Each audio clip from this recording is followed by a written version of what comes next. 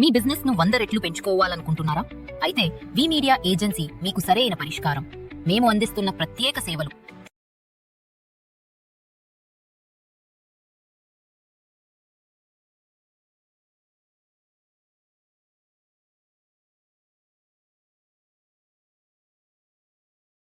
నమస్తే, welcome to VTV political. ప్రస్తుతం తెలంగాణ రాష్ట్రంలో బీసీ రిజర్వేషన్ల పెంపుపై ఉత్కంఠం నెలకొంది. అసలు ఈ బీసీ రిజర్వేషన్ల గురించి, అలాగే ప్రస్తుతం ఉన్న రాజకీయాల గురించి మనతో క్లుప్తంగా వివరించడానికి మన స్టూడియోలో అయితే ఒక స్పెషల్ గెస్ట్ అయితే ఉన్నారండి. ఆయనే ఈడబ్ల్యూఎస్ రిజర్వేషన్ల స్థాపకులైనటువంటి వల్లపురెడ్డి రవీందర్ రెడ్డి గారు మనతో పాటు ఉన్నారు. నమస్తే సార్. నమస్తే అమ్మా, సంతోష్ గారు బాగున్నారా? బాగున్నాను సార్, మీరు ఎలా ఉన్నారు? అంత బాగున్నాం సార్. యాక్చువల్ గా ఇప్పుడు బీసీ రిజర్వేషన్లు అని అంటున్నారు. అసలైన బీసీలు ఎవరు సార్? అసలు ఈ కేటగిరీకి ఎవరు వస్తారు? ఇది చాలా మందికి తెలియదు. అవునమ్మా, ఇప్పుడు అందరూ ఏమనుకుంటున్నారంటే బీసీలు అంటే బీసీ కులాలు కాబట్టి మేము బీసీ కులాలకు చెందిన వ్యక్తులం కాబట్టి మాకు రిజర్వేషన్లు వస్తాయనే భావన ఉంది. ఇది ప్రభుత్వాలు కూడా చెప్పకపోవడం కూడా ఇది కరెక్ట్ కాదు. మీరు మంచి ప్రశ్న వేశారు. బీసీలు అంటే ఎవరు వస్తారు అనేది. అంటే ఎస్సీ ఎస్టీలకేమో రాజ్యాంగ రక్షణ కవచం ఇచ్చి వాళ్ళకు కాన్స్టిట్యూషన్ ప్రొవిజన్స్ ఇచ్చారమ్మా. ఎవరు జనాభా ఉంటే వాళ్ళకు జనాభా నిష్పత్తి ప్రకారంగా రిజర్వేషన్లు ఇవ్వడానికి వాళ్ళకు కాన్స్టిట్యూషన్ ఇచ్చింది. కానీ బీసీలకు రిజర్వేషన్ లేవు.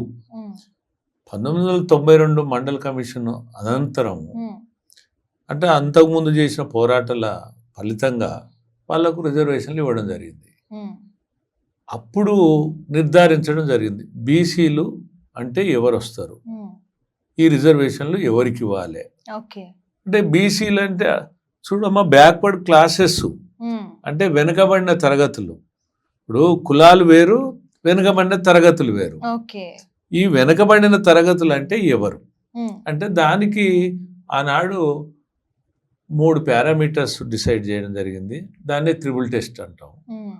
దాంట్లో డెడికేషన్ కమిషన్ వేయడం, అది శాస్త్రీయంగా ఉండడం, ప్రేరణకు లోను కాకుంటుండడం, ప్రభుత్వ ఒత్తిళ్లకు గురి కాకుంటుండడం, అది క్షేత్రస్థాయిలో పనిచేసి నిజాలను తేల్చి అర్హుల జాబితాను తయారు చేయాల్సిన బాధ్యత దాని మీద ఉంటుంది. ఇంకట్లనే ఇంకొక పారామీటర్ ఏంటంటే ముఖ్యమైనది, అసలు ఎవరు అర్హులు అంటే ఎవరిని తేల్చాలంటే దానికి మూడు విధానాలు రూపొందించడం జరిగింది. అందులో 1 సామాజిక వెనుకబాటు, 2 ఆర్థిక వెనుకబాటు, 3 రాజకీయ వెనుకబాటు, అలాగనే విద్య, వైద్యం ఇవన్నీ గమనంలోకి తీసుకున్న తర్వాత ఈ 3 రిజర్వేషన్లను ఈ రిజర్వేషన్లు ఈ 3 పారామీటర్స్ గమనంలోకి తీసుకున్న తర్వాత ఈ రిజర్వేషన్లు అమలు చేయడానికి 27% అమలు చేయాలనేది ఆనాడు నిర్ణయించడం జరిగింది. అంటే దాన్ని బట్టి బీసీలు ఎవరు అనేది ఇప్పుడు సమాజంకు తెలియాలి. అంటే అందరు కులాల మాది ఇంత కులం ఉంది, మేమెంతుంటే మాకంత అనేది తప్పు. 100% రిజర్వేషన్లు ఉంటాయనేది కూడా తప్పు. కేవలం ఎస్సీ ఎస్టీలకు మాత్రమే జనాభా దామాషాలు రిజర్వేషన్లు ఉన్నాయి. కానీ బీసీలకు రిజర్వేషన్లు లేవు. అవి కల్పించబడ్డా కూడా దానికి మూల సూత్రాలైనటువంటి రాజ్యాంగ సూత్రాలు ఉన్నాయి. రాజ్యాంగ సూత్రాలకు అనుసరించి ఉండాల్సిన అవసరం ఉంది. నేను చెప్పిన ఈ 3 పారామీటర్స్ల ఎవరు వస్తే వాళ్ళు అర్హులు అవుతారమ్మా. అంటే మీరు కాపులు బీసీలు కాదని చెప్పేసి మీరు అంటున్నారు కదా. సో అంటే వాళ్ళు ఓసీలోకి వస్తానని అంటున్నారు. దీనికి చట్టపరంగా, రాజ్యాంగ పరంగా ఏమైనా ప్రూఫ్స్ ఉన్నాయా వాళ్ళు బీసీలు కాదు అని అనడానికి? ఇప్పుడు అంటే నేను ఇప్పుడే మీకు వివరించిన ముఖ్యమైన ట్రిబుల్ టెస్ట్ అన్న. ట్రిబుల్ టెస్ట్లో ప్రధానమైనది ఏంటంటే సామాజిక వెనుకబాటు, ఆర్థిక వెనుకబాటు, రాజకీయ వెనుకబాటు. అంటే సామాజిక వెనుకబాటు అంటే ఆ కులం మీద చిన్న చూపు, ఆ కులం మీద వివక్షత, సాంఘికంగా వాళ్ళకు వెనుకబడతనం ఉండాలి. సరే, అంటే ఈ 3 పారామీటర్స్ కంపల్సరీ బీసీల రిజర్వేషన్లు ఇవ్వాలంటే ఈ 3 పారామీటర్స్ కంపల్సరీ. అయితే ఈ దశలో మీరు ఏం ప్రశ్న వేశారంటే కాపులు అగ్రకులాలు అంటారు ఏంది అని, అదే కదా మీ ప్రశ్న.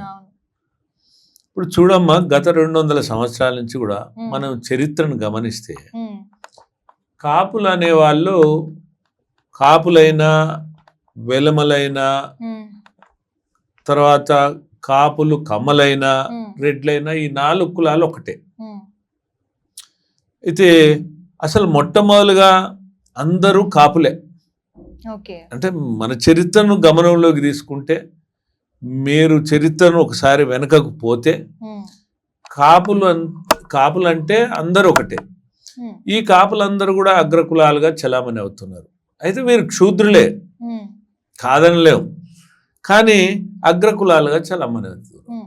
అందులో భాగంగా 1906 సంవత్సరంలో ఈ కాపులు అంటే కమ్మలు, అంటే కమ్మనాటి కాపులు, కమ్మనాటి అంటే కమ్మలు, కాపులు కమ్మలు, కాపులు వెలనాటి, ఎలనాటి అంటే వెలమలు, కాపులు వెలమలు. అట్లనే కాపు తూర్పు, కాపు ఒంటరి, కాపు బలిజ, అట్లనే ఈ విధంగా కాపు మున్నూరు. అంటే ఈ సమాజంలో వివిధ రకాలుగా పరిగణించబడ్డారు. ఇట్లా అంటే ఒక కాపు అనేటువంటి కులం, ఆ కులం ఇన్ని రకాలుగా, అది 1930 వచ్చే వరకు ఏమైందంటే 30 తదనంతరం ఇదే కాపులు రెడ్లు అయింది. ఇదే కాపులు అంటే నేను ఇంతకుముందు చెప్పాను కదా, వెలమలు అని చెప్పాను. కాపులు వెలనాటి అంటే కాపులు వెలమ. మనకు విజయనగరం జిల్లాకు పోయే వరకు వాళ్ళని ఏమంటారంటే రాయిళ్ళు అంటారమ్మా, రాయిళ్ళు. అదే రాయిళ్ళు పోయి రావులయ్యారు. అదేవిధంగా ఇక్కడికి మీరు చూసుకోండి, రాయలసీమల కమ్మలు ఉన్నారు కదా. అంటే మనం ఇంతకుముందు చెప్పినాం కదా, కాపులు కమ్మలు ఒకటే అని. కాపులు కమ్మలు అక్కడ ఏమైనరు, రాయలసీమలో నాయుళ్ళు అయ్యారు. తర్వాత అదేవిధంగా అదే కమ్మలు ఉత్తరాంధ్ర కోస్తాంధ్రకు వచ్చే వరకు చౌదరులు అయ్యారు. అంటే ఈ విధంగా ఈ కాపులు అనేవాళ్ళు ఇట్లా కాపు తూర్పు, కాపు బలిజ, కాపు ఒంటరి, కాపు రెడ్లు, కాపు కమ్మ, కాపు చౌదరి, ఇట్లా ఈ విధంగా పరిగణించబడ్డారు. అయితే ఇటువంటిప్పుడు వీళ్ళంతా అంటే స్వతంత్రము రాకముందు, స్వతంత్రం వచ్చిన తర్వాత, అదేవిధంగా బ్రిటిష్ రూలింగ్లో కూడా, తర్వాత నిజాం రూలింగ్లో కూడా వీళ్ళంతా ఒకే తరగతి కింద పరిగణించబడ్డారు. అంటే కాపులు అనేదే పరిగణించబడ్డారు. అసలు కాపులు అంటే ఎవరు? కాపులు అంటే అమ్మా, కాపలాగా నిలబడే వాళ్ళను, ఆ రోజు గ్రామానికి కాపలాగా ఉండే వాళ్ళను కాపులు అనేవాళ్ళు. తర్వాత ఏదన్నా యుద్ధాలు సంభవించినప్పుడు కానీ, ఘర్షణలు సంఘర్షణలు ఏదన్నా సంభవించినప్పుడు కానీ, తర్వాత ఒకరి మీద ఒకరు దాడులు చేసుకునేటువంటి ప్రయత్నాలు జరిగినప్పుడు కానీ, అలాంటి పరిస్థితులల్లో వీళ్ళు ఒక దాపుగా నిలబడేవారు. అందుకని వీళ్ళని ప్రొటెక్టివిస్ట్ అంటే వీళ్ళు ప్రొటెక్ట్ చేసేవాళ్ళు, అంటే వీళ్ళు రక్షించేవాళ్ళు. కాపులు అంటే వీళ్ళు సెక్యూరిటీ ఇచ్చేవాళ్ళు. ఆ విధంగా పిలువబడ్డ కాపులు ఈ సామాజిక కోణాలల్లో వివిధ రకాలుగా ఇట్లా మారడం జరిగిందమ్మా. ఇది మారిన తర్వాత మనం వాస్తవంగా కాపులకు అనేది ఎక్కడ వెనుకబాటు లేదు కదా, సామాజిక వెనుకబాటు లేదు. మీరు ఊర్లలో చూడండి, కుల వివక్షత ఉందా?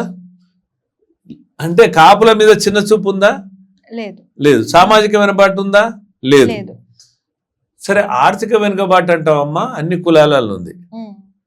అది రెడ్లలో ఉంది, బ్రాహ్మణులు ఉంది, వైశ్యులు ఉంది, కమ్మలలో ఉంది, కాపులలో కూడా ఉంది, వెలమలలో ఉంది, అన్ని కులాలలో ఉంది. మరి అన్ని కులాలలో ఆర్థిక వెనుకబాటు ఉన్నప్పుడు వాళ్ళు కూడా ఏంటంటే, ఇప్పుడు నేను పోరాటం చేసి సాధించిన ఈడబ్ల్యూఎస్ రిజర్వేషన్లు ఉన్నాయి కదమ్మా, ఆ రిజర్వేషన్లలో ప్రయోజనం పొందడానికి ఎలాంటి ఇబ్బంది లేదు. ఇక్కడ నేనేదో కాపులు అంటే మాకేదో వ్యతిరేకం అని, కాపు వాళ్ళ మీద ఏదో నేను చులకనగా మాట్లాడడం కాదమ్మా.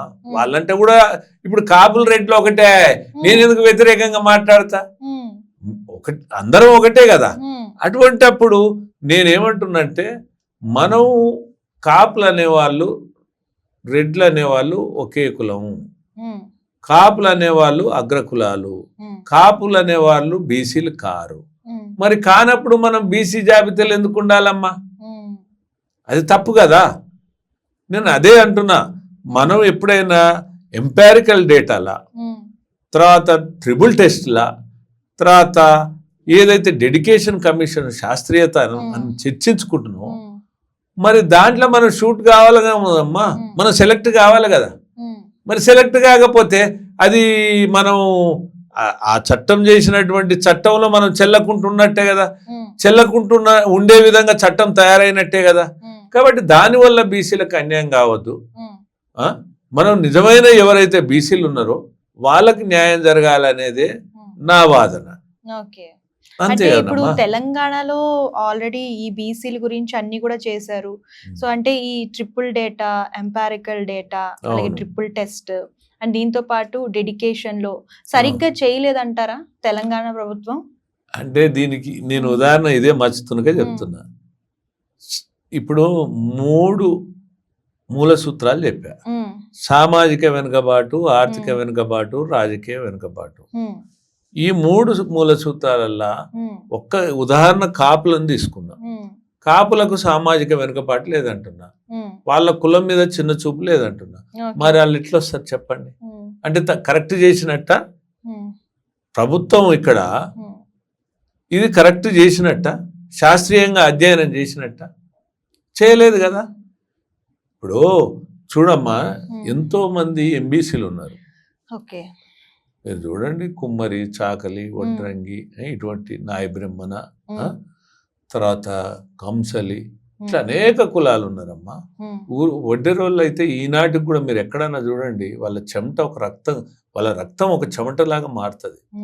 అంటే ఇంత ఉన్నటువంటి ఎంబీసీలు కానీ, సంచార జాతులు, వీళ్ళందరూ కలిపి 130 కులాలు, అంటే మొత్తం 136 కులాలు తెలంగాణలో ఉంటే 130 కులాలు అసలు చట్టసభలు అడుగు పెట్టలేదమ్మా. చట్టసభల సంగతి పక్క పెడితే వార్డు మెంబర్లు కాలేకపోయారు, సర్పంచ్లు కాలేకపోయారు.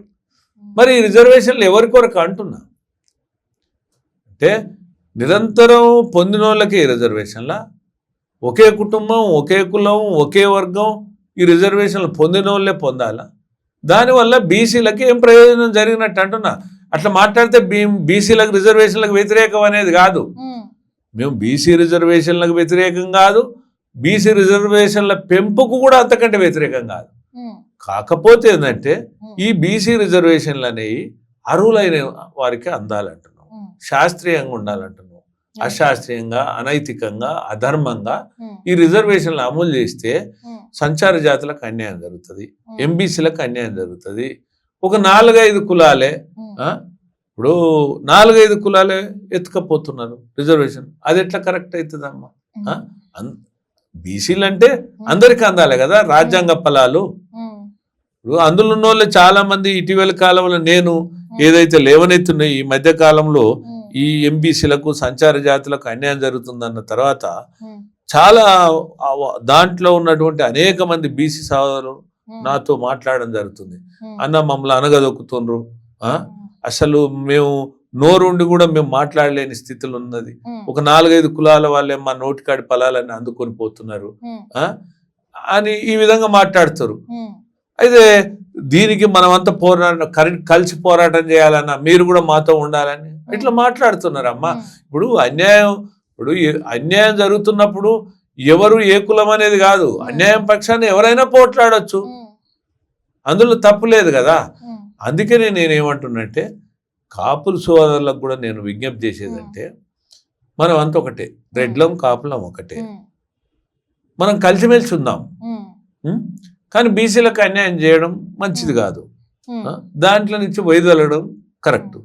నేను ఈ దిశగా ప్రభుత్వాన్ని కూడా ఏం సూచన చేస్తున్నానంటే, నిర్మోహమాటంగా, నిర్భీతిగా వాస్తవాలను ప్రభుత్వం తేల్చాలి. ఎవరు అరువులో వాళ్ళకే రిజర్వేషన్లు ఇవ్వాలి. ఇవ్వకుండా ప్రభుత్వం మేము పెంచుతున్నాం, మేము పెంచుతుంటే కొన్ని వర్గాలు అడ్డం పడుతున్నాయి, మాకు కొన్ని అవరోధాలు వస్తున్నాయి అని చెప్పడంలో కూడా అర్థం లేదని చెప్తున్నాను నేను. అంటే మీ అభిప్రాయం ప్రకారం ఇప్పుడు ప్రస్తుతం ఉన్న రాజకీయాల్లో అగ్రకులాల ఆధిపత్యం ఎక్కువ ఉందని చెప్పేసి అని అంటున్నారు, అంతేనా? అంటే మీ ఆధిపత్యం మీరు చెప్పాలి, ఆధిపత్యం ఉందా లేదా అనేది. ఓకే, సో మరి అందరికీ సమానంగా న్యాయం జరగాలంటే ఏం చేయాలి? ఈ అగ్రకులాల ఆధిపత్యాన్ని తగ్గించాలంటే ఏం చేయాలి? అంటే ఒక్కటి మాత్రం వాస్తవం మనం మాట్లాడుకోవాలమ్మా. అంటే నాటి నుంచి నేటి వరకు కూడా అవునన్నా కాదన్నా ఉన్నది, అది ఒప్పుకొని తీరాల్సిందే. ఎందుకంటే ఇప్పుడు ఎక్కువ పాలించింది తెలంగాణ విషయానికి వచ్చినా, ఆనాడు ఉమ్మడి రాష్ట్రానికి వచ్చిన వెలమలు, బ్రాహ్మణులు, కమ్మలు, రెడ్లే మనకు కనపడుతున్నది. తర్వాత ఎస్సీలో కొద్దిగా అవకాశం వచ్చింది అంతే. మరి ఈ లెక్కన చూస్తే అంటే మిగిలిన అణగారిన వర్గాలు అనుకోండి, బీసీ వర్గాలకు అనేది అవకాశాలు దక్కలేదనేది చెప్పాలి. అంటే ముఖ్యమంత్రి అంటేనే ఒక రాష్ట్రానికి అధినేత కదా, అంటే అటువంటి అవకాశాలు దక్కలేదనేది వాస్తవం, దాన్ని ఒప్పుకొని తీరాల్సిందే. మరి దానికి ఏం చేయాలి అని మీరు అంటున్నా? అంతేనా మీరు అనే ప్రశ్న? అంతే ప్రశ్న. అయితే నేనేమంటున్నామ్మా అంటే, సరే ఇప్పుడు ఇటీవల కాలంలో ప్రతి వాళ్ళు కూడా మాకు అగ్రకులాలు అన్యాయం చేస్తారు, అంటే రెడ్లు అన్యాయం చేస్తారు అనే ప్రధానంగా అంటూ మాకు అగ్రకులాలతో అన్యాయం అవుతుంది, మా నోటికాడి బుక్క గుంజుకపోతారు, తింటుంటే ఆ ముద్దను కూడా నోట్లోకి పోనిస్తలేరు అని ఇట్లా రకరకాలుగా మాట్లాడుతున్నారు. అయితే మనం ఈ స్థానిక సంస్థల రిజర్వేషన్లే కాదు, అసలు వాస్తవాల్లోకి వెళితే నేను అడుగుతున్నామా, ఇప్పుడు సరే కేంద్రంలో చూసుకున్నా కానీ జాతీయ పార్టీలు చూసుకుందాం, కాంగ్రెస్ పార్టీ అగ్రవర్ణాలు స్థాపించిన పార్టీ కదమ్మా. తర్వాత బీజేపీ పార్టీ చూసుకుందాం, బీజేపీ కూడా ఆర్ఎస్ఎస్ సిద్ధాంతాలతోటి అది కూడా అగ్రవర్ణాలు స్థాపించిన పార్టీ కదా. అది ఏంది దేశం లెవెల్ చూసుకుంటే. మరి రాష్ట్రానికి చూసుకుందాం, రాష్ట్రంలో ఉన్నటువంటి పార్టీలల్లో ఆనాడు తెలుగుదేశం అయినా అంటే కమ్మలంటే అగ్రకులాలే కదమ్మా. తర్వాత వైఎస్ఆర్సీపీ అక్కడ ఆంధ్రలో తీసుకో వాళ్ళు రెడ్లే కదా. తర్వాత అదేవిధంగా మన తెలంగాణలో తీసుకోమ్మా, తెలంగాణలో ఏదైతే బీఆర్ఎస్ అంటామో అంతకుముందు టీఆర్ఎస్ అంటామో అది కూడా అగ్రకులాలు చెందిన వాళ్ళే కదా స్థాపించింది. అయితే ఈ అగ్రకులాలలో చెందిన వాళ్ళు స్థాపించి పార్టీలల్లో ఎవరు చేరారు? ఎస్సీలు, ఎస్టీలు, బీసీలు చేరారు. ఎట్లా అగ్రకులాలు ఎట్లా చేరుతారు? చేరారు కదమ్మా. అంటే నేనేమంటున్నా అంటే ఈ అగ్రకులాలు స్థాపించిన పార్టీల వాళ్ళ సంఖ్యలో మనం ఎందుకు చేరాలంటున్నా నేను. వాళ్ళ సంఖ్యలో చేరి వాళ్ళ పార్టీలలో చేరి మాకు అన్యాయం అవుతుంది, మమ్మల్ని అనగదొక్కుతుర్రు అని ఎందుకు నిందిస్తుర్రు అంటున్నా. ఇప్పుడు ఒక చంద్రబాబు నాయుడు పార్టీ పెట్టిండు, చంద్రబాబు నాయుడు తోటి ఆ కమ్మ జాతికి అంతా ఒరిగింది ఉండదు. ఒక జగన్మోహన్ రెడ్డి పార్టీ పెట్టిండు, జగన్మోహన్ రెడ్డి తోటి ఆ రెడ్డి జాతికి అంతా ఒరిగేది ఉండదు. తర్వాత అట్లనే ఇక్కడ ఒక కల్వకుంట్ల చంద్రరావు పార్టీ పెట్టిండు. సరే మిగతా కులాల పక్కకు పెడితే ఆయన కులంలో ఉన్న వెల్మోలందరికీ ఏదో ఒరిగింది, వాళ్ళందరి ఇళ్లలో ఈయన దీపం పెట్టిండు, వెలుతు నుంచి తెచ్చిండు అనేది తప్పు. అంటే నేనేం చెప్పదలుచుకున్నా అంటే అగ్ర కులాలుగా మీరు భావిస్తున్నటువంటి పార్టీలలో మీరు కూడా వారి సంకల్నే ఎందుకు చేరాలా అంటున్నా. వాళ్ళతోటే మీరు ఎందుకు జత కట్టాలా అంటున్నా. ఇప్పుడు మీరు కూడా ఒక స్పిరిట్ తోటి మీరు కూడా ఎందుకు రాజకీయ పార్టీ పెట్టకూడదు? మీరే అంటున్నారు, సరే అందరం అంటున్నాం 50% కాదు 60% బీసీల జనాభా ఉంది అంటున్నాం మనం, అవునా కదా? మరి 60% బీసీల జనాభా ఉన్నప్పుడు ఇప్పుడు మీరెందుకు పార్టీలు పెట్టకూడదు? మీరే పార్టీలు నిర్మాణం చేయాలి కదా. మీరే పార్టీలు నిర్మాణం చేసినప్పుడు మీరే నియమించుకునే అధికారం ఉంటుంది, మీరే ఓట్లు వేసుకునే అధికారం ఉంటుంది. అటువంటిప్పుడు ఇంకోడు మీ నోటికాడి ముద్ద గుంజుకోపోవడానికి ఎక్కడ ఆస్కారం ఉంటుంది? నేను అడుగుతున్న బీసీ సోదరులను కూడా, ఎవరు మీరు రాజకీయ పార్టీలు పెడతంటే ఎవరు వద్దన్నారు? ఇప్పుడు ఉత్తరప్రదేశ్ తీసుకుందామమ్మా, కాన్సీరావు ఒక దళిత బిడ్డ, ఆ తర్వాత మాయావతి సోదరి మాయావతి, అక్కడ పార్టీ పెట్టలేదమ్మా. ఒక దళిత సోదరి తర్వాత ఒక కాంశీరాము అక్కడ పార్టీ పెట్టిండుగా, పెట్టారు. అధికారంలోకి తెచ్చిండా లేదా? అప్పుడు వారు పెట్టిన పార్టీలా అగ్రవర్ణాలను అందరినీ చేర్చుకురమ్మా. రాజ్యాధికారం వచ్చే క్రమంలో రాజ్యాధికారంలో భాగస్వామ్యంలో అగ్రవర్ణాలను కూడా చేశారు. మరి మీరెందుకు చేయకూడదు? ఇప్పుడు అక్కడ అగ్రవర్ణ పేదలందరినీ కలుపుకొని అక్కడ భాగస్వామ్యం చేసి అధికారంలోకి రావడం జరిగింది కదా. అక్కడ కాంశీరాం పెట్టిన పార్టీ మాయావతి అధికారంలోకి రావడం జరిగింది కదమ్మా. ఇంతెందుకమ్మా, తమిళనాడు తీసుకుందాం. కర్ణ అనేది నాయ బ్రాహ్మణ కదా, మరి ఆయన ప్రాంతీయ పార్టీ పెట్టలే.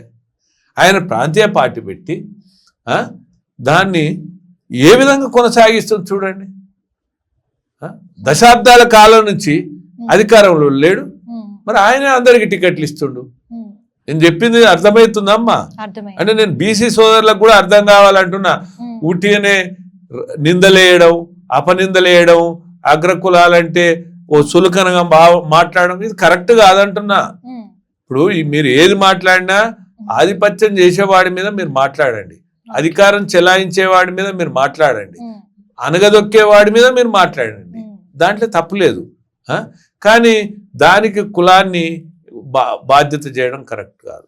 ఇప్పుడు ఒకటమ్మ, ఇప్పుడు పాలించే వాళ్ళు ఒకరు ఉంటారు, కానీ అంటే అధికారంలో ఉన్న వాళ్లకు, గెలుపొందిన వాళ్ళకు అందరు ఓట్లు వేయాల్సిందే కదా.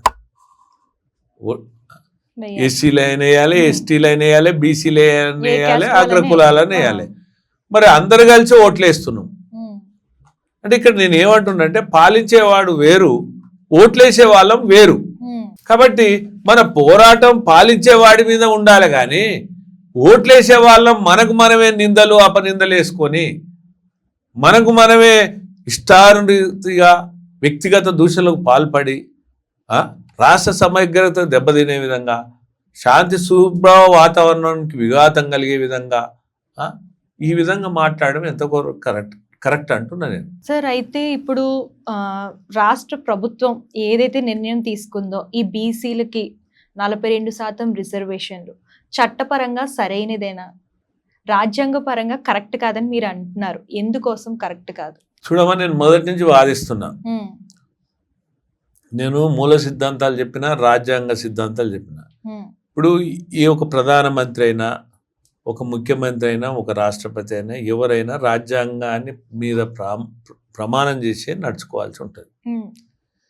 అయితే అది అంబేద్కర్ రాసిన రాజ్యాంగం. ఇక్కడ అంబేద్కర్ రాజ్యాంగమే అమలవుతుంది.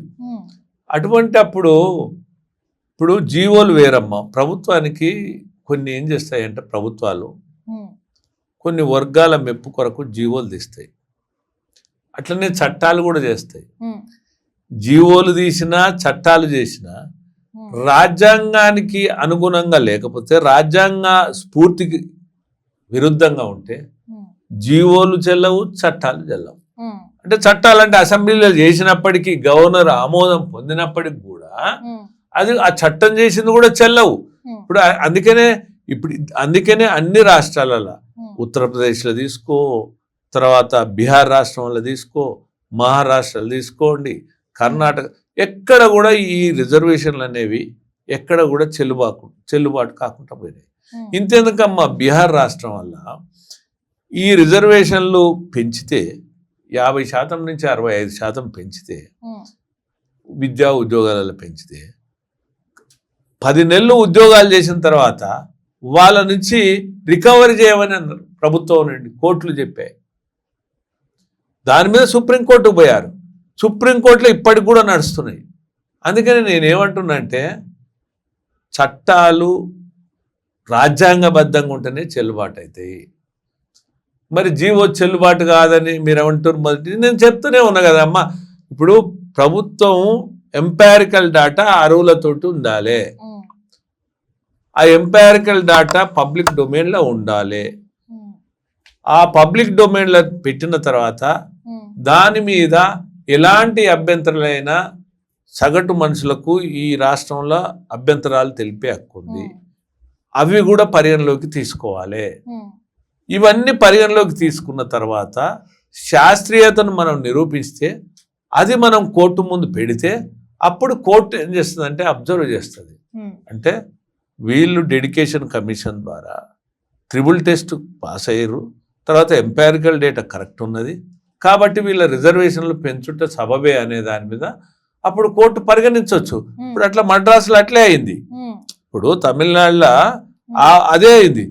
మరి నేను ఒక ఉదాహరణ చెప్పిన కదమ్మా, ఇప్పుడు అందరు బీసీలే అంటూ మేము అనడం కాదు, బీసీలే 4-5 కులాలు మా ఈ నోటికాడి బుక్ ఎత్తుకొని పోతున్నారు అని అంటారు.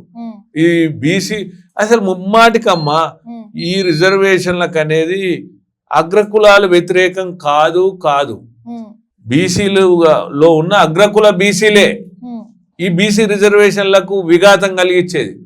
దానికి ఉదాహరణ నేను ఒకటి చెప్పినమ్మా, బీసీలు ఏదైతే బీసీలు కాని కాపులో అగ్రకులాలలో జొరబడి అగ్రకులాలకు అన్యాయం చేస్తున్నారు, అదొక పారామీటర్కి రాదు కాబట్టి అది చెల్లదని చెప్తున్నా కదా, అది చేర్చారు. ఇప్పుడు ఇంతెందుకమ్మా, ఈ కాపులను నేను చెప్పడం కాదు, మీరు న్యాయకోవిదుడు ఉండు కదా పి శివశంకర్, వారు తన పుస్తకం వల్ల రాసుకున్నాడు ఆత్మకథల, కాపులను బీసీలో నేను బీసీలో చేర్చినాను అంటే తనకున్న పలుకుబడిని ఇన్ఫ్లుయెన్స్ తోటి నేను చేర్చినాను అన్నాడు ఆత్మకథల. మరి కాపులకు వెనుకబాటు లేదమ్మా, తర్వాత ఈ సామాజిక వెనుకబాటు లేదు, అదేవిధంగా రాజకీయంగా వెనుకబాటు కూడా లేదు. రాజకీయంగా వెనుకబాటు ఎక్కడుంది చెప్పండి కాపులకు? అప్పటి నుంచి ఇప్పటి వరకు అందరు పీసీసీలు అయ్యారు, బీజేపీ గవర్నమెంట్ బీజేపీ దాంట్లో కూడా వాళ్ళు కూడా అధ్యక్షులు అయ్యారు, పార్టీ ప్రెసిడెంట్లు అయ్యారు కదా. అంటే పార్టీ ప్రెసిడెంట్ అంటే ఏంది? ముఖ్యమంత్రిని నిర్ణయించేది రాష్ట్ర అధినేతకు ముందు ఫస్ట్ టికెట్లు ఇచ్చేది వీళ్ళే కదా, పీసీసీలే. అట్లనే బీజేపీలో కూడా అయ్యారు కదా, ఎవరు మన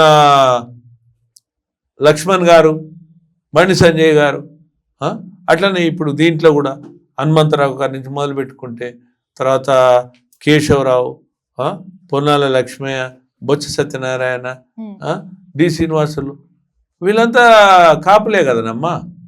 మరి కాపులు అసలు సింహభాగం వల్ల రాజ్యాధికారం వల్ల ఉన్నారు, వాళ్ళు ఎక్కడ వెనుకబడి ఉన్నారు? సామాజికంగా లేరు, రాజ్యాధికారంలో వెనుకబట్టలేదు, వాళ్ళకుంటే ఆర్థిక వెనుకబట్టి అన్ని కులాలలో ఉన్నట్టు ఉన్నది. ఉన్నప్పుడు ఈడబ్ల్యూఎస్ ఉంది. నేను అందుకనే ఏమంటున్నా అంటే మనం సోదరులం, రెడ్లు కాపులం ఒకటే కాబట్టి మనం అందరం కలిసి ఉందాము, వాళ్ళకు అన్యాయం చేయొద్దు. నీకేం బాధ అని అనొచ్చు. మరి సామాజిక స్పృహ ఉన్న వ్యక్తిగా మన బాధ్యత, అందరి బాధ్యత, వాళ్ళ బాధ్యత, నా బాధ్యత, మనందరి బాధ్యత అని చెప్తున్నాను. అది విషయం. సార్, తీన్మార్ మల్లన్న ఈ బీసీ రిజర్వేషన్లు గురించి సపోర్ట్ చేస్తున్నాడు, సపోర్టివ్గా మాట్లాడుతున్నాడు, కానీ తను బీసీ కాదు. అండ్ తను ఈ పోరాటంలో సపోర్ట్ చేయడం వల్ల సో ఏమైనా నష్టం జరిగే అవకాశం ఉందంటారా? అంటే మీరు కొన్ని చోట్ల అన్నారు, సో దాని గురించి నేను అడుగుతున్నాను.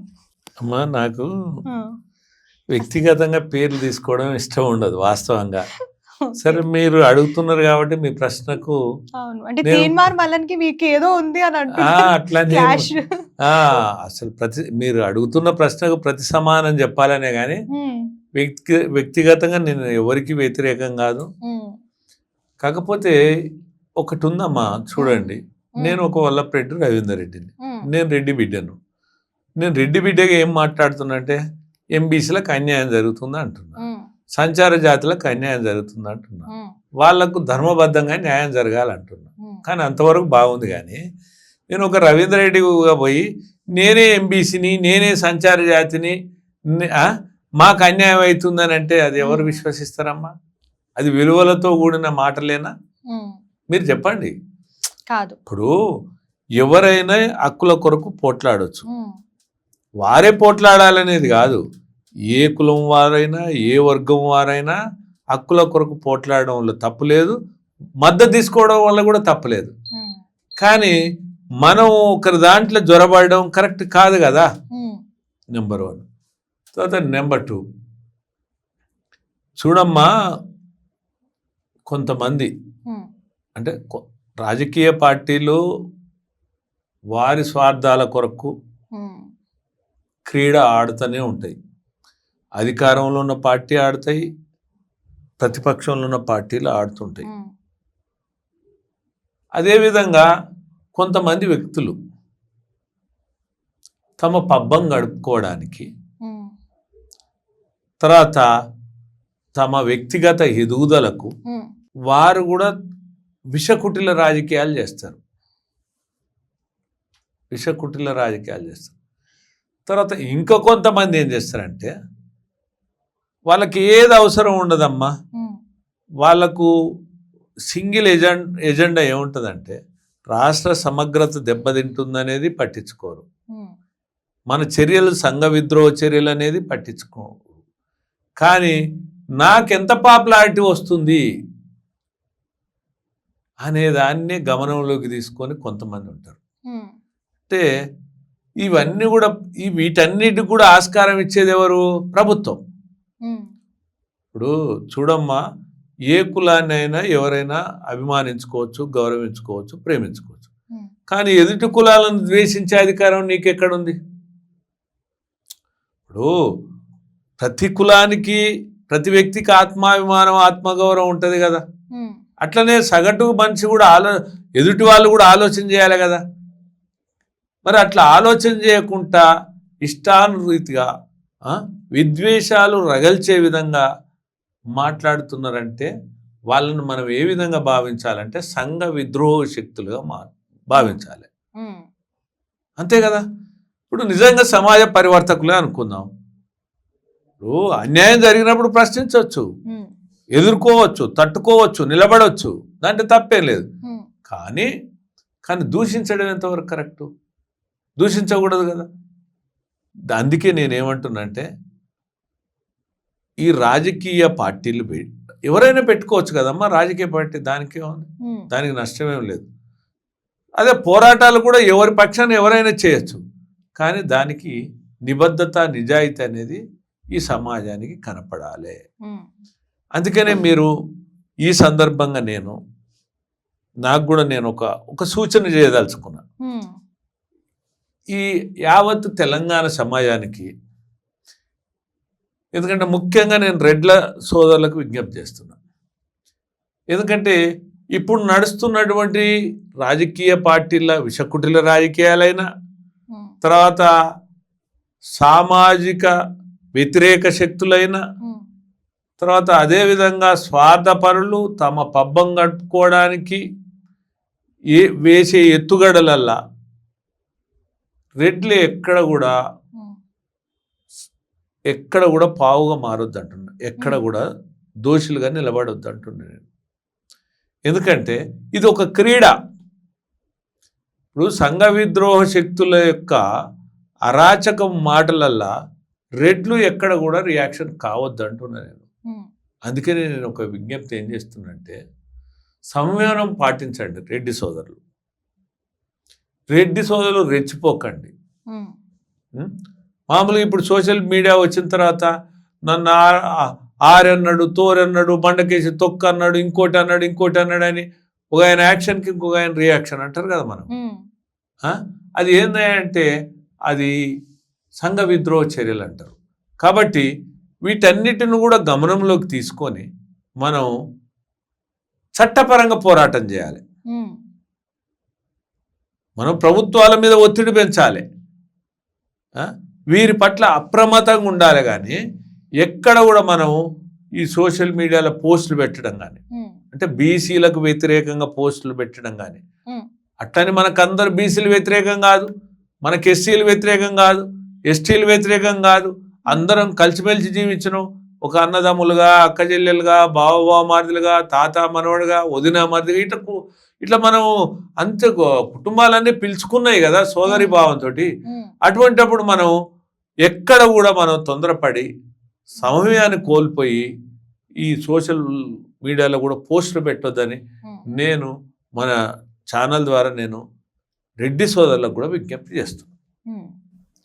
సార్, యాక్చువల్గా అంటే ఇప్పుడు రిజర్వేషన్లు ఏమైతే ఉన్నాయో అవి జనాభా లెక్కలు, అంటే జనాభా పర్సంటేజ్ ప్రకారం రిజర్వేషన్లు ఇవ్వడం కరెక్ట్ అంటారా, లేదు అంటే అర్హులైన వాళ్ళకి రిజర్వేషన్లు ఇవ్వడం కరెక్ట్ అంటారా? మీ ఉద్దేశం ఏంటి అసలు? అమ్మా, ఇప్పుడు ఈ రాజ్యాంగం ఏంటంటే మన అంబేద్కర్ గారు రాసిన దానికి దాని స్ఫూర్తితోటే రాజ్యాంగం నడుస్తుంది. అంబేద్కర్ రాజ్యాంగం. దానికి అనుగుణంగానే ప్రధానమంత్రి అయినా, ముఖ్యమంత్రి అయినా, మంత్రులైనా, ఎమ్మెల్యేలైనా, ఎంపీలైనా. కానీ ఇక్కడ జరుగుతున్న చర్చ ఏం జరుగుతుందంటే అందుకు భిన్నంగా జరుగుతుంది. ఇట్లా కులాల పరంగా, మా జనాభా పరంగా మేమెంతో మాకంత అనేది జరుగుతుంది. అయితే మేమెంతో మాకంత అన్నప్పుడు మరి అందరికీ ఇచ్చేయండి రిజర్వేషన్. ఎస్సీలకి ఇవ్వండి, వాళ్ళ జనాభా ఎంత ఉంటే. ఎస్టీలకి ఇవ్వండి, వాళ్ళ జనాభా ఎంత ఉంటే. బీసీలకి ఇవ్వండి, జనాభా ఎంత ఉంటే. అగ్రకులాల జనాభా ఉంటే శాస్త్రీయంగా తేల్చండి. ఎవరి జనాభా వాళ్ళకు తేల్చి అగ్రకులాలకు కూడా రిజర్వేషన్లు ఇవ్వండి. ఇంకా పంచాయతీ ఎక్కడదమ్మా? ఇక ఇప్పుడు పంచాయతీ ఉండదు కదా. సమస్యకు పరిష్కారం దొరకాలి. 100% రిజర్వేషన్లే కావాలని అది చట్టం ఒప్పుకోదు. అయినా లేదు ఇట్లా కావాలని అంటుర్రు అన్నప్పుడు మరి ఇంకా అందరికి ఇచ్చేయండి రిజర్వేషన్. ఇంకా పంచాయతీ ఉండదు కదా. ఉంటుందా పంచాయతీ? ఉండదు. అది మరి అట్లే చేయండి. దానివల్ల అగ్రకులాలకు కూడా ఇవ్వండి. రెడ్లు, బ్రాహ్మణులు, వైశ్యులు, క్షత్రియులు, కమ్మలు, కాపులు, బలిజలు, ఒంటరి, తెలగ, వేలమ్మ, అందరికి ఇవ్వండి రిజర్వేషన్లు. ఇంకేమో ఇంకా అసలు సమస్యకే పరిష్కారం దొరుకుతుంది. మేమేదో రిజర్వేషన్లకు అడ్డం పడుతున్నట్టు, రిజర్వేషన్లకు వ్యతిరేకమైనట్టు అట్లేందుకు మాట్లాడాలమ్మా? మేము ఎంతసేపు ఉన్నారు రాజ్యాంగబద్ధంగా రిజర్వేషన్ రావాలంటున్నాం, చట్టబద్ధంగా రిజర్వేషన్లు కావాలంటున్నాం. అట్లా కాదు జనాభా ఎంతుంటే మీరు అట్లాంటి ఎస్సీ ఎస్టీలకు 2011 ప్రకారంగా రిజర్వేషన్లు ఇచ్చి మరి బీసీలకు 2025 లెక్కల ప్రకారం రిజర్వేషన్లు ఇవ్వడం ఎంతవరకు న్యాయమమ్మా? మరి అట్లా అది ఎట్లా కరెక్ట్ అమ్మా? అయితే 2025 ప్రకారంగా రిజర్వేషన్లు ఇస్తే ఎస్సీలకు నష్టం కాదా, ఎస్టీలకు నష్టం కాదా? అంటే ఒకవేళ రిజర్వేషన్లు ఏది చట్టబద్ధత లేకుండా పెంచడం వల్ల మిగిలిన ఇప్పుడు మామూలుగా జనరల్ కేటగిరీలో కూడా ఎస్సీ వర్గాలు కూడా నష్టపడతాయి కదా. జనరల్ కేటగిరీలో అమ్మా, ఓపెన్ కేటగిరీలో అన్ని వర్గాలు పోటీ చేస్తాయి. ఎస్సీ చేస్తారు, ఎస్టీ చేస్తారు, బీసీ చేస్తారు, ఓసీ చేస్తారు. మళ్ళీ అట్లా కూడా నష్టమే కదా. అంటే ఈ అశాస్త్రీయతతోటి అందరికీ నష్టమే కదా. దీనివల్ల ఏం మంచి ఫలితాలు వస్తాయి అంటున్నా. అనవసరంగా కులాల మధ్య చిచ్చు తప్ప, విద్వేషాలు రగల్చడం తప్ప అంతిమ ప్రయోజనం ఏముంది అంటున్నా. సార్, ఈ కాలంలో కూడా అంటరానితనం అలాగే కుల హత్యలు జరుగుతున్నాయని మీరు నమ్ముతున్నారా? అంటే చూడమ్మా, మనం వాస్తవాలే మాట్లాడుకోవాలి. జరిగినాయి, అనేక సందర్భాల్లో జరిగినాయి కూడా. కాబట్టి ఇది దురదృష్టం అమ్మా. అసలు ఉన్నోళ్ళు లేనోళ్ళు రెండే కులాలు ఉండాలి. దీన్ని అరికట్టాలంటే ఏం చేయాలి? ఇప్పుడు అంబేద్కర్ అమ్మా ఈ కులతత్వం పోవాలి, సమానత్వం రావాలన్నాడు. అందుకని ఆయన ఇష్టం లేక, ఈ కులాలంటే ఇష్టం లేక, జీర్ణించుకోలేక బౌద్ధ మతం స్వీకరించాడు. దీన్ని అరికట్టాలని ఆలోచించి ఇక లాభం లేదని బౌద్ధ మతాన్ని స్వీకరించాడు. అంటే దురదృష్టం చూడు. అసలు కులాలు పోవాలనేటువంటి ఇప్పుడు సుమారు 78 ఏళ్ళ స్వాతంత్రం వచ్చిన తర్వాత అసలు కులాలు లేవు, సమానత్వం ఉంది, అందరం సగటు మనిషిగా అందరం మనుషులమే అనేటువంటి జీవించేటువంటి క్రమంలో ఈ విధంగా కులాల మధ్య పోరు రావడం దురదృష్టకరం. కానీ ఇప్పటికైనా నేనేమంటున్నంటే పాలనా దక్షకుడికి చిత్తశుద్ధి ఉంటే మార్పు తీసుకురావచ్చు అమ్మ. ముఖ్యంగా కావాల్సింది ఏముంది? అందరికి విద్య, అందరికి వైద్యం.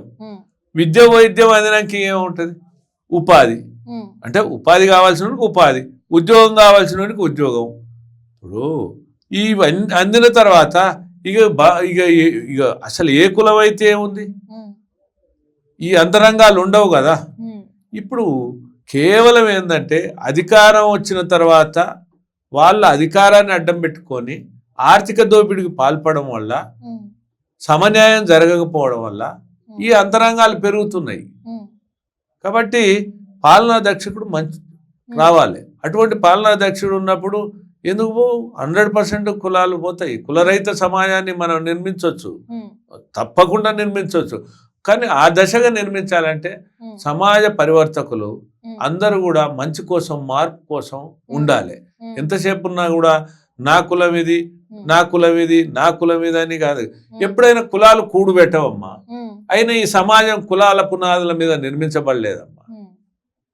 సమాజం కులాల పునాదుల మీద నిర్మించబడలేదు. కాకపోతే కులాలు ఉన్నాయి. కులాలు అభివృద్ధికి అడ్డుగోడలు మాత్రమే. కానీ అభివృద్ధికి ఆర్థికంగా కావాలి. ఆర్థికంగా కావాలంటే ఏం చేయాలి? అసమానతలు పోవడం. ఆ చర్యలు లేకుండా ఈ రకమైనటువంటి వాతావరణం రావడం బాధాకరం, దురదృష్టం అమ్మా. సార్ ఇవన్నీ కాసేపు పక్కన పెట్టేద్దాం. అసలు వల్లపు రెడ్డి రవీందర్ రెడ్డి గురించి మాట్లాడుకుందాం ఇప్పుడు. ఓకే అమ్మా. సో అసలు మీరు ఎప్పుడు పుట్టారు, ఎక్కడ పుట్టారు, అలాగే ఈ ఈడబ్ల్యూఎస్ రిజర్వేషన్ల ఉద్యమం ఎప్పుడు స్టార్ట్ అయింది, మీకు ఎలా అనిపించింది, అసలు ఏంటి దీని గురించి చెప్పండి. సరే, ఎప్పుడు పుట్టారు, ఎక్కడ పుట్టారు నన్ను ఎవరు అడగలేదు. సరే, మీరు ప్రశ్నిస్తారు. నేను నల్గొండ జిల్లా నాంపల్లి మండలం శుంక్షాల అనే గ్రామంలో నేను 1964లో పుట్టడం జరిగింది. సరే, డేట్ ఆఫ్ బర్త్ అనేది ఒక తీరుగు ఉంది, ఇది ఒక తీరుగు ఉన్నది, అది ఒక భాగం. స్టడీ స్కూల్ అంటే స్కూల్ ఒక తీరుగు ఉంటుంది. తర్వాత మన మన యాక్చువల్ డేట్ ఒకటి ఉంటుంది. తర్వాత మీరు ఇంకోటి మీ ప్రయాణం ఏందనేదాన్ని, అంతే కదమ్మా. అంతే అంతే. అంటే చూడు అమ్మా, నేను బీకాము లా పట్టభద్రుడిని. ఆ తర్వాత క్రమంలో నేను గ్రామీణ వాతావరణంలో సామాజిక వెనుకబాటు, ఆర్థిక వెనుకబాటు, రాజకీయ వెనుకబాటు ఇవన్నీ చూస్తున్న క్రమంలో అనేక మంది, అంటే నేను ఈ అగ్రకులాల విషయాన్ని పక్కకు వస్తే బీసీలలో కూడా చాలా మంది చదువుకోలేనటువంటి పరిస్థితులు ఉండే గ్రామాలలో. నేను మొదటి నుంచి కూడా నాకు ఒక అలవాటు ఉండమ్మా, కులాల రహితంగా ఎస్సీ కానీ ఎస్టీ కానీ బీసీలలో కూడా నేను ఆ పిల్లలను, అంటే మా ఊరు అనేది కాదు, ఎక్కడనైనా నేను ఒక స్పందనగా మనకు తెలిసిన వ్యక్తులు ఏదన్నా ఉంటే ఆ పిల్లలను తీసుకురావడం, హైదరాబాద్లో ఒక రూమ్లు ఉంచడం, లేదా ఒక హాస్టల్ ఉంచడం, ఉంచిన తర్వాత వాళ్ళను కాలేజీలో చేర్చడం, స్కూల్లో చేర్చడం, ఒక హాస్టల్లో చేర్చడం, ఇది నాకు అలవాటు. తర్వాత ఒకవేళ హాస్టల్ ఉంచలేని పరిస్థితి ఉన్నప్పుడు అంటే మేమున్న మా రూమ్లు ఉంచుకోవడం, వారికి వండి పెట్టడం, నేనేం అంటే ఏదో బరువుగా బాధించకపోయేది, అది ఏ కులం వల్ల అనేది కూడా ఆలోచించకపోయేది. ఇట్లున్నటువంటి క్రమంలో నేను ఈ విధంగా, అంటే బలహీన వర్గాలైనా కూడా అనేక బాధలతో ఉన్నారు. కాబట్టి నేను కూడా ఈ సమాజ స్పృహ ఉన్న వ్యక్తిగా నేను కూడా పోరాటాలు చేయాలని నేను బీసీ హక్కుల కొరకు పోరాటం చేయాలి. అంటే బీసీ ఉద్యమంలో హాస్టల్ కావాలని, అప్పట్లో లేవమ్మా బీసీలకు కూడా, అయితే హాస్టల్ కావాలని, స్కాలర్షిప్లు కావాలని, ఫీ రియంబర్స్మెంట్ కావాలని, ఫ్రీ ఎడ్యుకేషన్ కావాలని, వాళ్ళకి వెల్ఫేర్ డిపార్ట్మెంట్, ఇవన్నీ ఏవేవి కావాలనో అట్లా పోరాటం చేసేది. బీసీ సంఘం నాయకులు ఆర్ కృష్ణయ్య గారు వారెమ్మటి కలిసి, అంటే ఈ విధంగా నేను పోరాటం చేసేది. అదేవిధంగా ఈ వర్గీకరణ ఉద్యమం మందకృష్ణ గారు కూడా, వారు కూడా మంచి ధర్మయుద్ధం చెప్పారు. ఏది ఇప్పుడు మాలలో మాదిగలు ఒకే కులం, ఒకే సామాజిక వర్గం అయినప్పటికీ కూడా అందులో అంటే నిజమైన వాళ్ళకి అందట్లేదు అనేది ఒక ధర్మయుద్ధం పోరాటం చేశాను. దాంట్లో కూడా నేను వారితోటి కూడా ఇట్లా అదేవిధంగా వికలాంగుల ఉద్యమంలో, తర్వాత ఇప్పుడు హోంగార్డ్ వేతనాల పెంపని, అప్పుడు పనికార పథకం ఎట్లా 100 రూపాయలు ఇస్తుండో హోంగార్డులకు కూడా అట్లా ఇచ్చేది. హోంగార్డులు అంతా నేను ఉద్యమకారినిగా ఉన్నప్పుడు వాళ్ళంతా వస్తే వాళ్ళ తరఫున, అంటే అదని కాదమ్మా, ఏదైనా కానీ హక్కుల కొరకు, అందాల్సిన అవకాశాల కొరకు నేను వాళ్ళ పక్షాన నిలబడి నేను పోరాటాలు చేస్తున్నది. అయితే ఈ దశలో ఇప్పుడు చూడమ్మా, ఈ దేశంలో కానీ ఈ రాష్ట్రంలో కానీ ఎవరు ఏ కులంలో జన్మిస్తున్నది తెలియదు. నేనేమంటున్నంటే ఇవి సృష్టించబడ్డ కులాలు, ఇవి పిలువబడ్డ కులాలు. ఈ పిలువబడ్డ కులాలల్లో కొంతమంది ఎస్సీలు, కొంతమంది ఎస్టీలు, కొంతమంది బీసీలు, కొంతమంది ఎఫ్సీలు, అంటే అగ్రకులాలుగా పరిగణించబడ్డారు. కానీ ఈ ప్రభుత్వాలు ఎస్సీలకు ఎస్టీలకు కాన్స్టిట్యూషన్ ప్రొవిజన్స్ ఇచ్చినాయి, అన్ని మౌలిక వసతులు ఇచ్చినాయి. అట్లనే బీసీలకు కూడా ఇచ్చినాయి. మరి ఈ దేశంలో కానీ ఈ రాష్ట్రంలో కానీ అగ్రకులాలు కూడా ఉన్నారు కదమ్మా, మరి వాళ్ళకు కూడా ఇవ్వాలి కదా. ఇప్పుడు పేదరికం అనేది ఏ కులంలో కూడా ఉంటుంది కదమ్మా. ఇప్పుడు ధనికులు ఉంటారు, పేదలు ఉంటారు.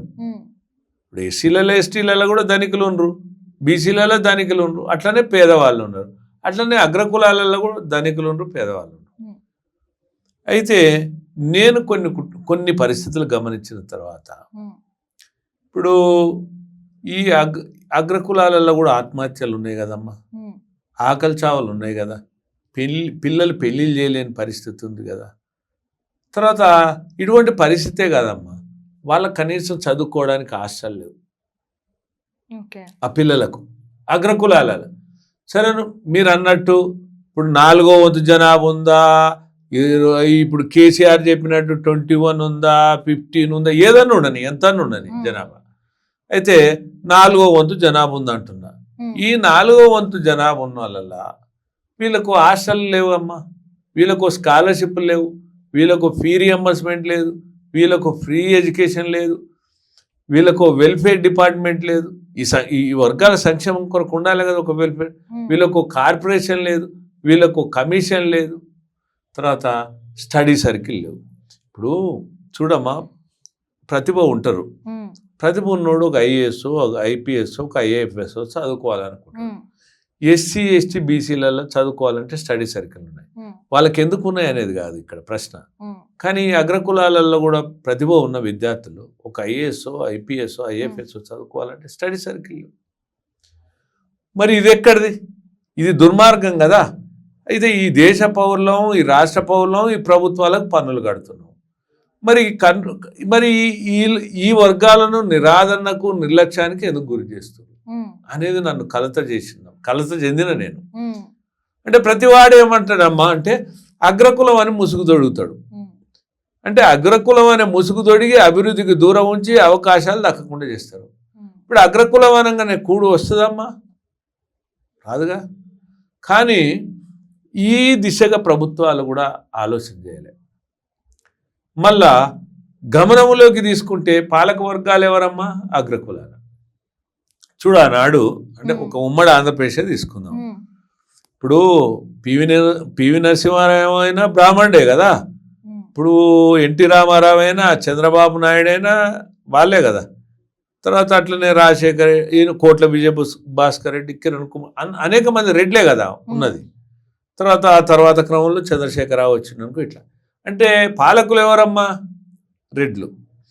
ఈ పాలకులు రెడ్లు అయ్యి కూడా ఈ అగ్రకులాల పేదల పక్షాన ఏ ఒక్క పని కూడా చేయలేదమ్మా. వాళ్ళది ఎంతసేపు ఉన్నా కూడా ఓట్ల కొరకు మాత్రం ఈ అగ్రకులాలు ఉన్నటువంటి అగ్రవర్ణ పేదలను ఓట్లు వేసుకునేది. మిగిలిన వర్గాలకు కొంగజెప్పం. అట్లనే వాళ్ళ మీద ప్రేమ ఉంది, వీళ్ళ మీద ప్రేమ ఉంది, వాళ్ళ మీద ప్రేమ ఎక్కువైందని కాదు. ఏ వర్గాలను కూడా అట్లే చూసినమ్మా పాలకులు. ఈ దురదృష్టం అంతా పాలకులు చేసినటువంటిది. అటువంటి పరిస్థితులల్లా నేనేం చేసినంటే, నేను ఉద్యమంలో భాగస్వామ్యమైనటువంటి సామాజిక ఉద్యమాలు చేస్తున్న వ్యక్తిగా నేను ఈ అగ్రవర్ణ పేదల పక్షాన్ని ఎందుకు పోరాటం చేయకూడదు అని నేను 2003లో నేను ఈబీసీ అని, అది కూడా అమ్మ ఆర్థికంగా వెనుకబడిన సంఘం అని స్థాపించిన. కానీ అప్పటికే నేను చూసిన రెడ్డినాడు ఉంది, అది కుల సంఘమే. కమ్మనాడు ఉంది, అది కుల సంఘమే. బ్రాహ్మణ సమరవేరు ఉంది, అది కుల సంఘమే. వైశ్య శంకరాభరణం ఉంది, అది కుల సంఘమే. రెడ్డి సంక్షేమ సంఘం ఉంది, అఖిల భారత రెడ్డి సంక్షేమ సంఘం. ఈ కుల సంఘాలన్నీ చూసిన తర్వాత అమ్మ ఒక 3 నెలలు ఆ కుల సంఘాల సమావేశాలకు పోయినా నేను.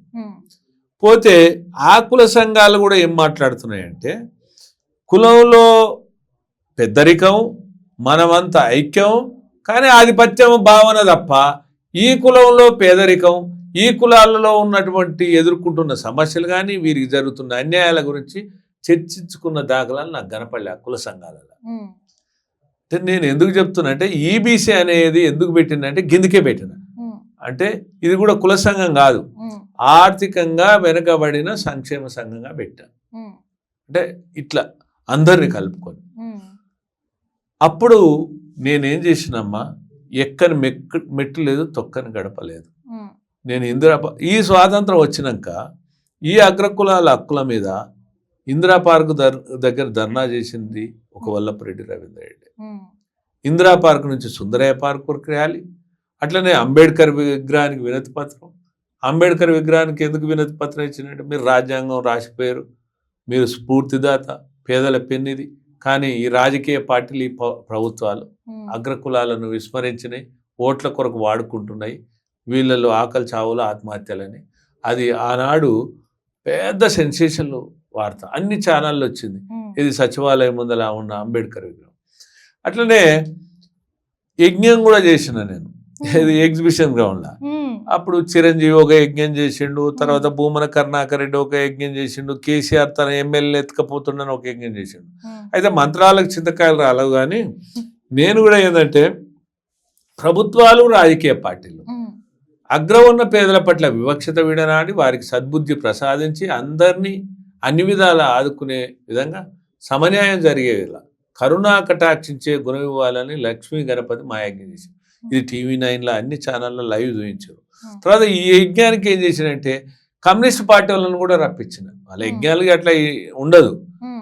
అయితే ఇట్లా నేను అనేక కార్యక్రమాలు చేస్తూ, నేను సభలు కానీ, సమావేశాలు కానీ, ధర్నాలు కానీ, నిరసనలు కానీ, సత్యాగ్రహ దీక్షలు కానీ, వివిధ రూపాన వివిధ కార్యక్రమాలు చేయడం జరిగిందమ్మా. అంతేకాకుండా నేను ఈ అగ్రవర్ణ పేదలకు రిజర్వేషన్లు కావాలని నేను అన్ని పార్టీల దగ్గర, తెలుగుదేశం పార్టీ, తర్వాత అదేవిధంగా ఆనాడున్న ఉభయ కమ్యూనిస్టుల పార్టీ, తర్వాత BSP పార్టీ, కాంగ్రెస్ పార్టీ, అన్ని పార్టీలను మద్దతు కోరడం జరిగింది. వాళ్ళందరూ కూడా అగ్రవర్ణ పేదల రిజర్వేషన్లకు వ్యతిరేకం కాదని మద్దతు ఇవ్వడం జరిగింది. అదేవిధంగా కుల సంఘాలు ఉన్నాయి ఆనాడు. ఇది మీకు ఒకటి చెప్పాలి, ఒక్క వేదిక మీదికి రాని మాదిగ దండోరా మాలమానాడు. అప్పుడు బాగా ఘర్షణలు ఉండేమ్మా, MRPS ఉద్యమం. అప్పుడు నేను బషీర్బాగ్ ప్రెస్ క్లబ్లో నేను 43 కుల సంఘాలను పిలిచేదాన్ని ఆ సభకు. ఏంది, అగ్రకుల పేదలు, వారి బాధలు, సామాజిక న్యాయం అని పెట్టి వాళ్ళందరినీ పిలిచిన. అయితే ఆనాడున్న జూపూడి కానీ, తర్వాత అద్దంకి కానీ, తర్వాత కారం శివాజీ కానీ, ఇక్కడ మందకృష్ణ కానీ, తర్వాత BCR కృష్ణయ్య కానీ, తర్వాత మన లంబాడక్కుల పోరాట సమితి బెల్లయ్య నాయక్ కానీ, ఎరకలక్కుల పోరాట సమితి ఒలిగ ప్రభాకర్ కానీ, ఒడ్డెరక్కుల పోరాట సమితి తన్నీర్ ధర్మరాజు కానీ, వికలాంగుల హక్కుల పోరాట సమితి కొల్లి నాగేశ్వర, ఇట్లా అన్ని కుల సంఘాలను కూడా ఆ వేదిక మీద పిలిచి మరి మీరు కులతత్వం పోవాలంటారు, సమానత్వం రావాలంటారు, అంబేద్కర్ ఆశయం అంటారు, అగ్రవర్ణ పేదల గురించి మీరు ఎందుకు మద్దతు ఇయ్యరు, మీ ఉద్దేశం ఏంది, వీరు ఎట్లా పోవాలి, అందరి రక్తం ఒకటే అన్నప్పుడు వీళ్ళకి జరుగుతున్న అన్యాయాలు ఏంది అనేటువంటిది వాళ్ళ ముందలు ఉంచితే ఆనాడు అందరూ మద్దతు ఇవ్వడం జరిగింది. అంతేకాదు, నేను గద్దర్ గారు తెలుసు కదమ్మా, గద్దర్ గారి దగ్గరికి వెళ్ళి, మా అగ్రవర్ణ పేదల అంతా కలిసి గద్దర్ దగ్గరికి వెళ్ళి ఇట్లా అగ్రవర్ణ పేదలకున్న అవస్థలంతా వేడుకుంటే ఆయన ఏమన్నాడంటే, అరే ఏంద్రా అబ్బాయి, నువ్వు రవీందర్ రెడ్డివి, నువ్వు ఇట్లా నువ్వేదో ఎమ్మెల్యే సీటుకో MP సీటుకో వస్తావనుకో, MP సీటుకో ఏదో తిరగాలి, కానీ నువ్వు మా వాళ్ళకి గది లేదా గిది లేదా అని వచ్చినవేమా అని అన్నాడు. అంటూ ఏమన్నాడు, శభాష్ అన్నాడు.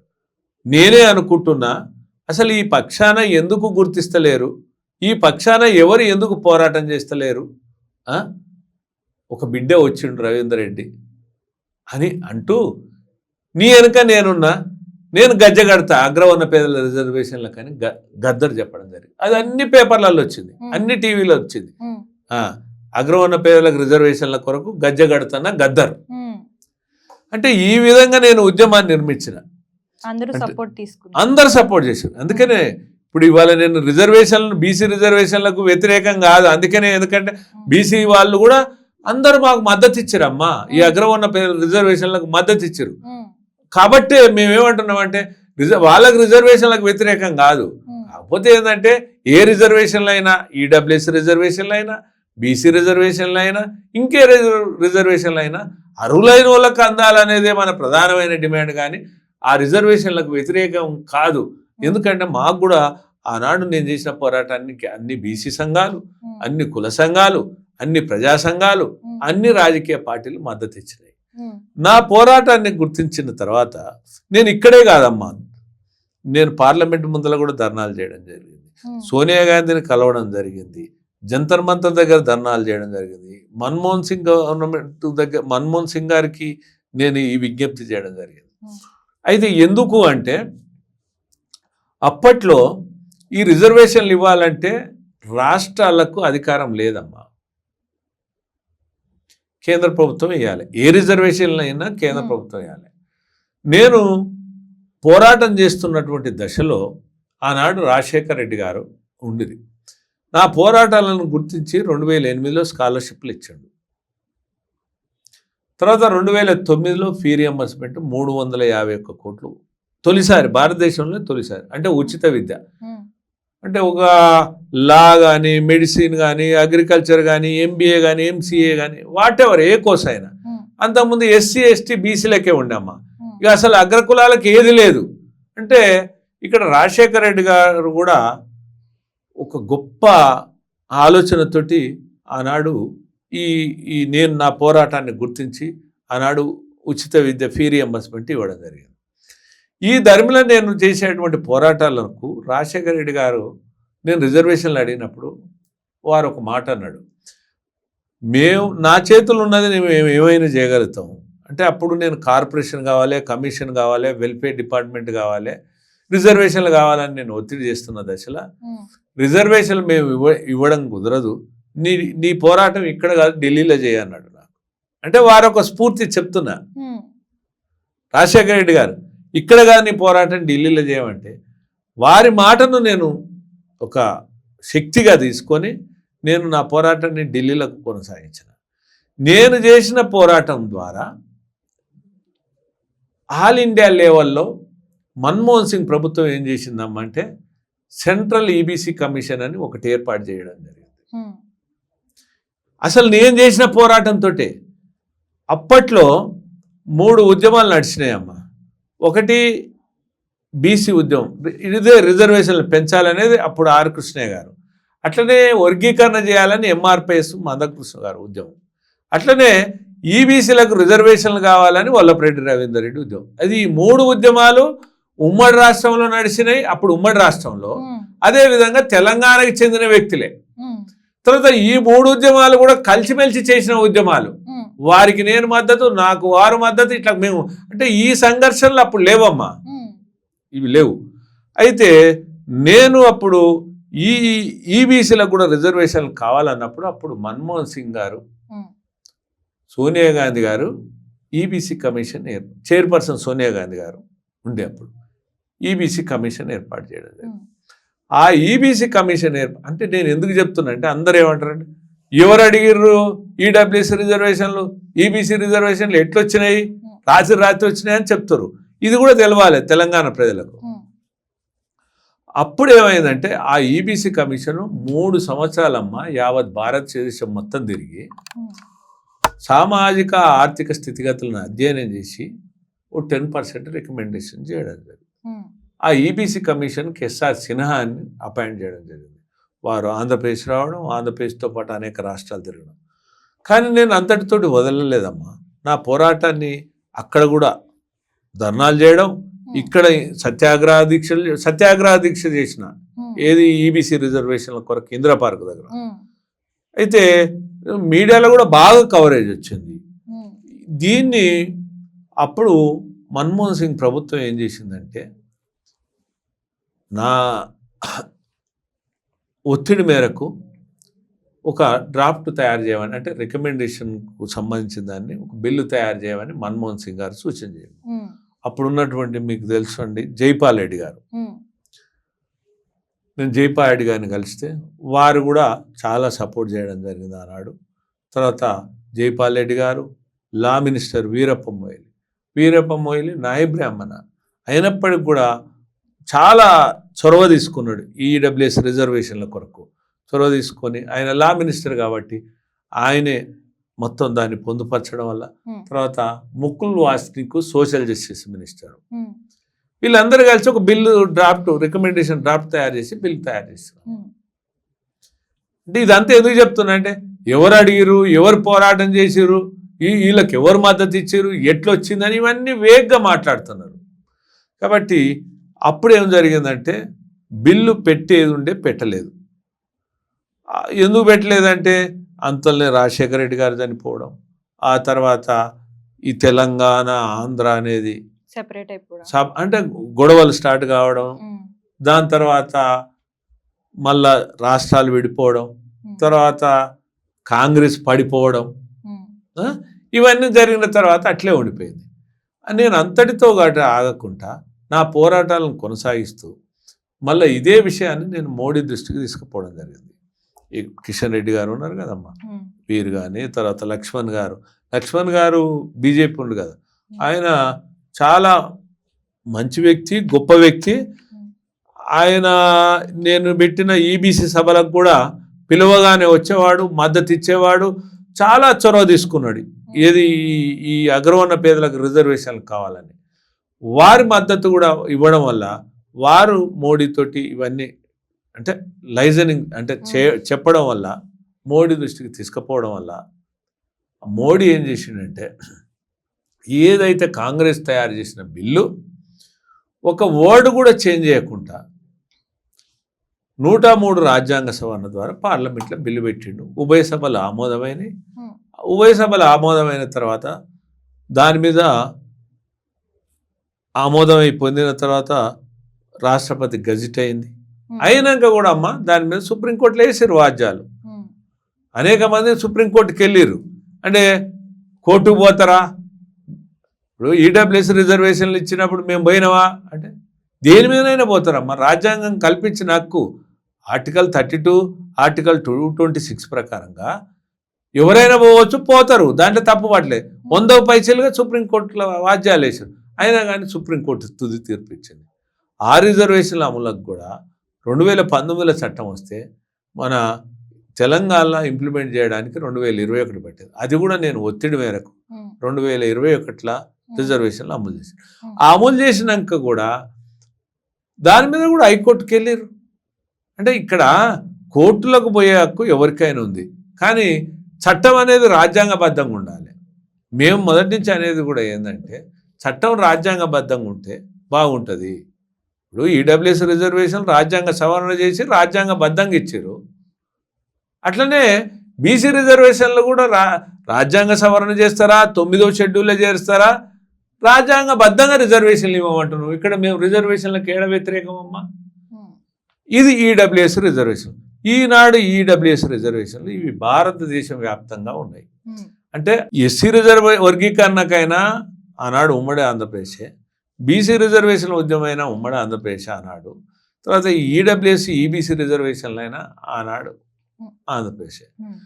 ఇప్పుడు నేను ఇంకొకటి చెప్తున్నమ్మా, ఇట్లనే అనేక ఉద్యమాలు, ఇప్పుడు గుజ్జర్లు కూడా ఉద్యమం చేశారు, పటేళ్ళు ఉద్యమం చేశారు, అదేవిధంగా సిక్కులు ఉద్యమం చేశారు, లాస్ట్ మరాఠీలు కూడా ఉద్యమం చేశారు. వీళ్ళందరూ కూడా ఏమని చేశారు, రిజర్వేషన్ బీసీలల్లో బీసీ రిజర్వేషన్లు కావాలని చెప్పి వీళ్ళందరూ. మహారాష్ట్రలో కూడా అదే చేశారు, పటేళ్ళు అదే చేశారు, గుజ్జర్లు అదే చేశారు. కానీ మరి వాళ్ళకి రిజర్వేషన్లు ఇవ్వలే. ఎందుకు ఇవ్వలేదంటే సామాజిక వెనుకబాటు లేదు కాబట్టి వాళ్ళని బీసీలో చేర్చలే. అందుకని నేనేమంటున్నా అంటే ఎవరికి పడితే వాళ్ళకు మేము ఉద్యమాలు చేస్తాం, రాష్ట్రాన్ని అగ్నిగుండం మారుస్తాము, లేకపోతే భస్మాసురం అస్తమై మేము బగ్గుమంటాము అంటే కూడా అది కరెక్ట్ కాదంటున్నా. ఇప్పుడు అనేక ఉద్యమాలు జరిగినాయి, చట్టాలు ఒప్పుకోలేదు కదా, నువ్వు సామాజిక వెనుకబాటు లేదు కాబట్టి వాళ్ళని చేర్చలేదు, బీసీలు అలా చేర్చలేదు. అట్లనే ఎక్కడైనా కొన్ని పారామీటర్స్ ఉంటాయి, ఆ పారామీటర్స్ ప్రకారంగా రిజర్వేషన్లు ఉంటాయి అని ప్రతి ఒక్కరు గమనించాలి. ఈ సామాజిక సమతుల్యం దెబ్బతినకుండా చూడాల్సిన బాధ్యత ప్రభుత్వం మీద ఉంది. ఆ దిశగా ప్రభుత్వం చర్యలు కోరుతున్నా నేను. ఇది ప్రభుత్వం చర్యలు తీసుకోకపోతే ప్రభుత్వమే బాధ్యత వహించాల్సి వస్తుందని కూడా నేను హెచ్చరిక జారీ చేస్తున్నాను. ఓకే సార్, ఫైనల్ గా ఒక క్వశ్చన్. ఈ ఏదైతే ఈ బీసీ రిజర్వేషన్ల పెంపు చర్చ అయితే జరుగుతుందో అది నిజంగానే బీసీలకు న్యాయం చేయడం కోసమా లేదంటే ఓట్ల కోసం చేస్తుందా ఇప్పుడున్న సర్కార్?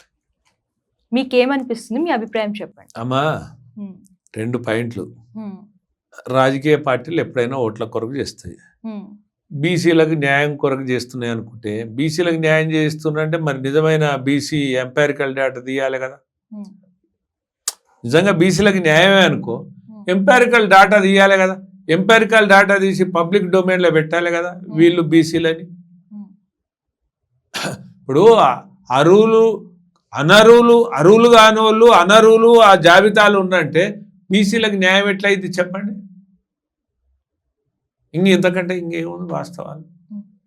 అది ఫైనల్ గా బీసీలకి న్యాయం జరగాలి అని అంటే ప్రభుత్వం ఏం చేస్తే మంచి జరుగుతుందో మీ మాటల్లో చెప్పండి. నేనమ్మా ఇప్పుడు నేను ఇది 2004లో కూడా వచ్చింది ఈ అంశం.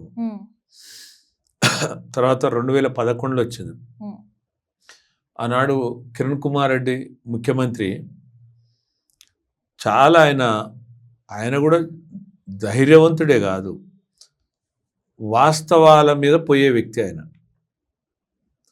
ఒకటే ఓపెన్గా చెప్పాడు, నేను రిజర్వేషన్లకు వ్యతిరేకం కాదు, రిజర్వేషన్లు చట్టబద్ధత ఉండాలంటే ఎవరు అర్హులో ఎవరు అనర్హులో మా రాష్ట్ర ప్రభుత్వానికి ఉన్నటువంటి అధికారాలతోటి శాస్త్రీయతంగా తేల్చుతా అని చెప్పిండు. 2011లో కూడా వచ్చింది ఈ అంశం.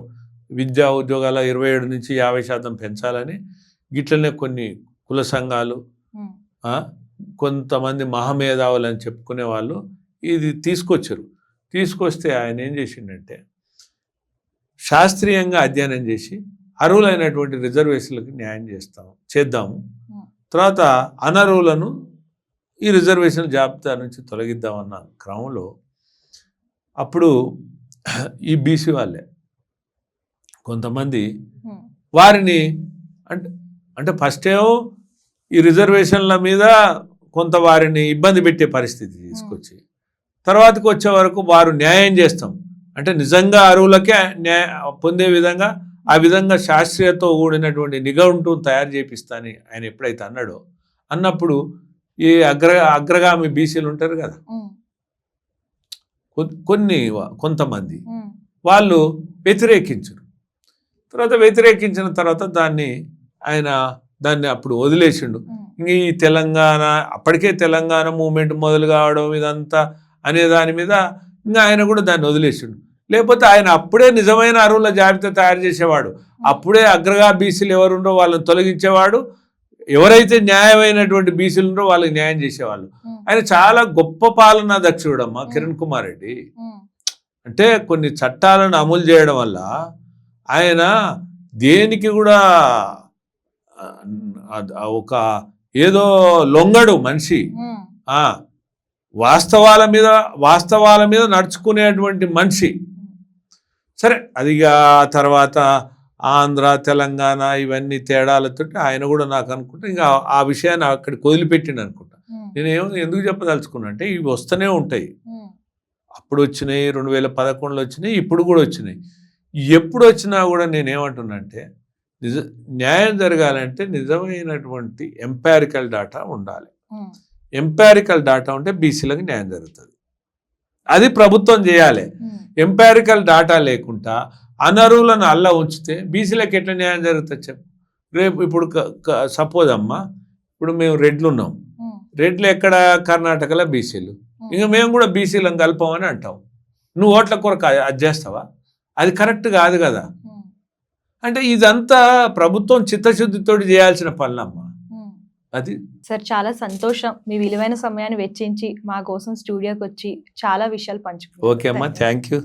సో చూసారు కదా, మీరేమనుకుంటున్నారు ఈ బీసీ రిజర్వేషన్ల పెంపుపై కామెంట్ రూపంలో తెలియజేయండి. అండ్ ఈ వీడియో కనుక నచ్చితే లైక్ చేయండి, షేర్ చేయండి. మరిన్ని లేటెస్ట్ వీడియోస్ కోసం మన ఛానల్ సబ్స్క్రైబ్ చేయడం మర్చిపోకండి.